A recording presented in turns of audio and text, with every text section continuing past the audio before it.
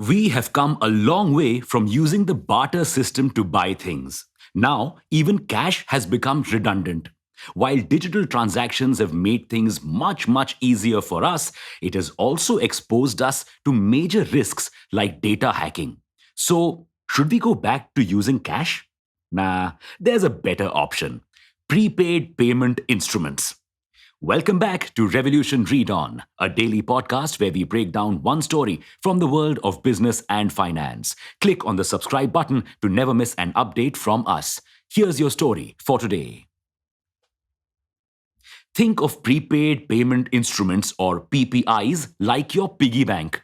You can add your pocket money to it when you get it and then use it as and when you need it. You can either add money to these instruments or they already come loaded with cash depending on the instrument you are using. For instance, if you're using Amazon Pay, you'll have to add money to the wallet yourself. But if you get an Amazon gift card, the money is preloaded. What's the use case? One, they can be used as gift vouchers, like Amazon gift voucher. Two, they can be used as mass transit passes like Metro cards. Three, they can be used as e wallets to buy things from a specific marketplace like Swiggy Money or multiple marketplaces like Sodexo. And four, they can be used like debit cards like FamPay. Right now, we have three kinds of PPIs. Firstly, small PPIs with no cash loading facility. These are low maintenance PPIs that only require your mobile number and ID card. Banks and non banks can issue them, but you can only store 10,000 rupees at a time. And if you want to add more cash, you have to do it through the bank.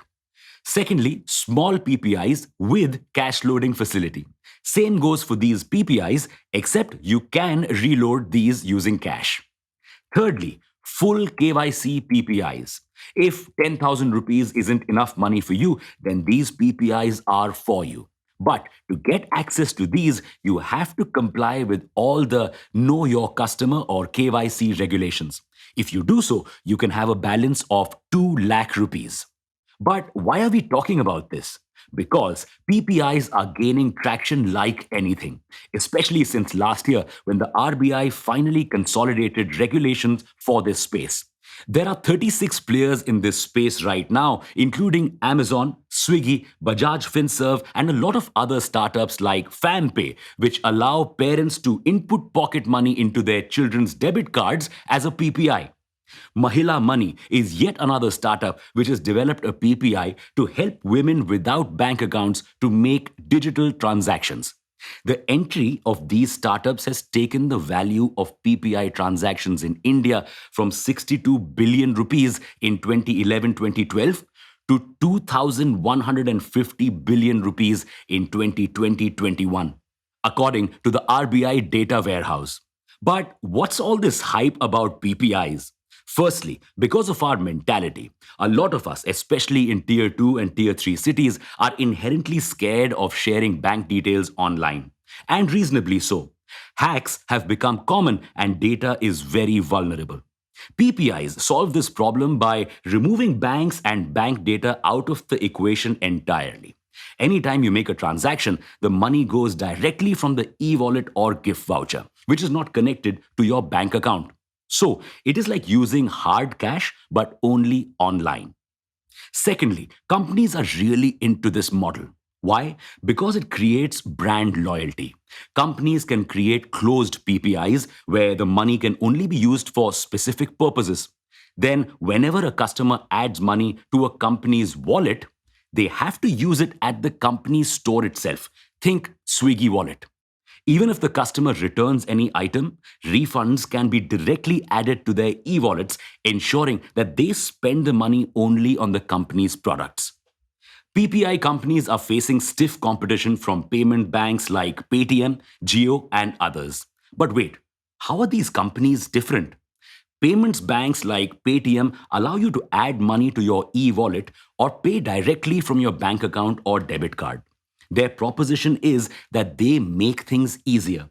You don't have to recharge your wallet again and again. In case you run out of money, you can easily use money from your bank account. This ease could convince more people to opt for payments banks.